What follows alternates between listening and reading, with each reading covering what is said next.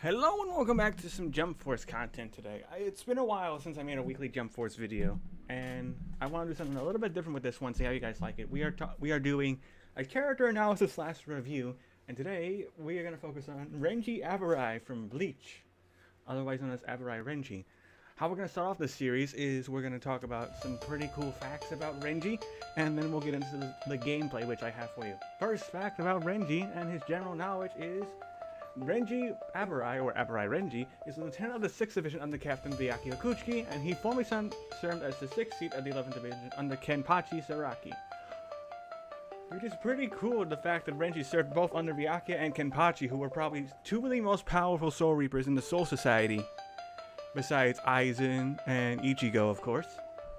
Another cool thing about Renji is the fact that his Zenpakuto, as it is pronounced, is Zanbimaru. Zanbimaru is a very interesting sword because of its curves, multiple blades, and the fact that it can stretch out. This is similar to a Rajput sword. I forget the exact name of it, but I'll throw it up on screen. It's like a coil-like sword, which is pretty cool, which stretches out and it does damage at range. But the difference between that and Renji's weapon is the fact that Renji's is retractable and has multiple blades on one end. So it's half scythe, half coil sword, half amazing. Too many halves, I know. And oddly enough, his first appearance was in Volume 6, Chapter 51 of the Bleach manga, and did not appear into Bleach until the 15th episode. So those are some facts about Renji that we got out of the way in case you're unfamiliar. So why don't we go to the gameplay I'm showing? This is from one of the stream I did the other day on Jump Force, where me and Fireball were talking about the clan stuff. He and I were both playing Renji, however he was more focused on playing Asta in this clip. Speaking of Asta clips, if you want to see someone play Asta, go check out Fireball's video, link in the description below. He talks about how he felt playing as Asta for the first time. And if you want me to cover Asta as well, just let me know as well, and I'll see if he'll let me use some footage from his video in that video. And of course, let me know what other characters you want me to talk about. So the one thing I want to get into is that Renji is one of the more unique characters who has multiple ranges of attacks. He has short, mid, and long range, just normal combos thanks to Zanbimaru. His special moves are pretty interesting as well, and paired up with good support, it can do a good chunk of damage. One of his moves, as you can see here, these are some of the combos of Zanbimaru, and one of his moves is actually Zanbimaru itself, which is a pretty interesting maneuver, and hopefully it'll show up. But what it does is it takes one skill meter to use, as I'm using Pegasus as my assist because I'm learning Pegasus as well, and it does a variety of different attacks depending on how long you hold down the trigger, which is pretty cool in my opinion. However, as of right now, I'm showing off Pegasus because I had to switch up strategies against Asta. Pegasus was my meter burn teammate in case I needed to. Unfortunately, Fireball was just really good as Asta, so he's doing that. Also, I'm not doing any audio from the gameplay itself because I'm talking over that and I don't want to talk over myself. So as you can see, we also just switched to Zoro for a bit. But anyway, back to the moves for Renji, as we're about to show here. The one good thing about Renji, like I said, is the fact that Zanbimaru is not just good for combos, but it's good for a special move as well because of all the effects it can do. The only downside to using Renji sometimes is the fact that if they get past that mid/long range, they can do a lot of damage with close attacks, such as with a Zoro player or something else. So as you can see, with Pegasus support, it's really pretty effective. And here comes his second move that we're finally showing off. This is called, I'm reading this up there, Hado 31 Red Flame Cannon. It does this propeller attack helicopter, change you in and then he blows you up. While that is awesome and it doesn't take a lot of meter, the downside to that is that it leaves you open for attacks. Thankfully, Fireball was able to recover quickly so he can get back to damage.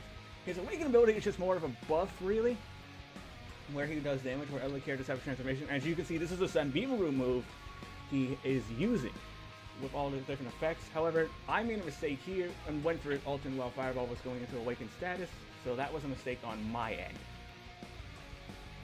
So unfortunately, I lose all that buffs and everything, and Fireball was able to finish me off after I switched to Pegasus. Hopefully we show the third maneuver that I want to talk about.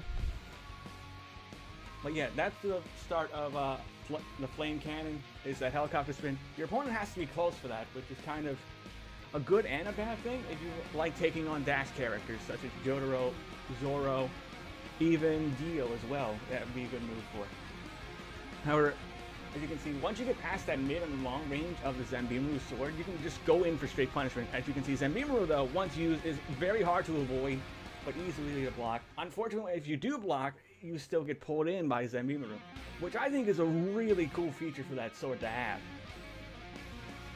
As we're showing off, Zanbimaru is also not that bad of an assist move. It can interrupt attacks, interrupt ults, all this cool stuff. Which is great if you're also playing a heavily aggressive character such as Zoro here against someone who is using like an Asta or even a Trunks. Because thanks to Renji's range, it is so unique that it's hard for your opponent to guess what attacking you're going for. However, if they can block your Zanbimaru, they can go for heavy punish attacks such as this. Overall, I think Renji's one of the cooler characters in this game to use, especially with this third move, Baboon Crush Arm. What's unique about that move is that not only is it a dash attack, but it also acts as like a shield to block other attacks, whether it be 3-blade style, or even one line actually gets countered. Unfortunately, I didn't use the Baboon Crush Arm at this point. This Baboon Crush Arm actually takes 2 meter, and so does Hollow Cannon. So the best way I would say you play Renji is you go for some light attack combos, and then you go into Zanbimaru so that you can try to combo afterwards. It's a little bit difficult, but with enough time to learn, you can pretty much master how to use Zanbimaru because of its unique weapon style. Now the question I bet you want to know is, where do I rank Renji as a playable character? Well, I think he's one of the best, and he has one of the best ults in the game. I think what I'll do is I'll go to the end of this match and just show you the ult, just to give you guys a feeling about how it works, and we'll talk about the ult for a few moments.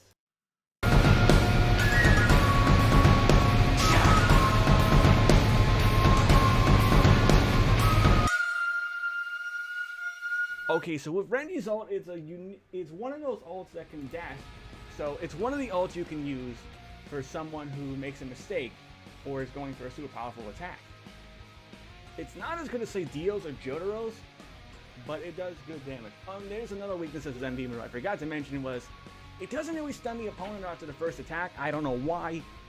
So Fireball was able to go for Black Meteorite, which is kind of not good for me, considering I was playing Pegasus. But with Renji, you don't really need to worry about meter too much, as long as you know how to combo into Zanbimaru. And once the effect wears off, I just stare him down, and I'll show you the dashing effect of the ult in a second here if it pops up in time. So with Black Hurricane, not that bad of an attack, so I just go for some bashes, back away, so I want Fireball to pursuit me, so I go for those Zanbimaru. Because it is a great dash attack, and it grabs the opponent, tosses them up, and then does all that cool stuff I showed in the beginning. So overall, what do I think of Renji? He is definitely somewhere between a beginner character and an intermediate character as far as learning how to play him. His range can be countered easily, as well as Zanbimaru not being very effective all the time, but still the fact that you can pull people in with the grab attack is pretty amazing. I paused the screen here. So honestly, I would give Renji a 7 out of 10. This is a character you should definitely get into if you're not a fan of like a rushdown blade style such as Easy Go Zoro. You definitely have to learn a little bit more with Renji and Zanbimaru. Other than that, you got a pretty good character on your hands. Thank you guys for listening to this review / watching this review of Renji. Like I said, if you want to go check out Asta stuff, Fireball has some Asta gameplay you should check out. He'll talk over the match. And let me know what character you want me to cover next. I think the next character I will be covering will be Roronoa Zoro. And I'll see you folks next week for that.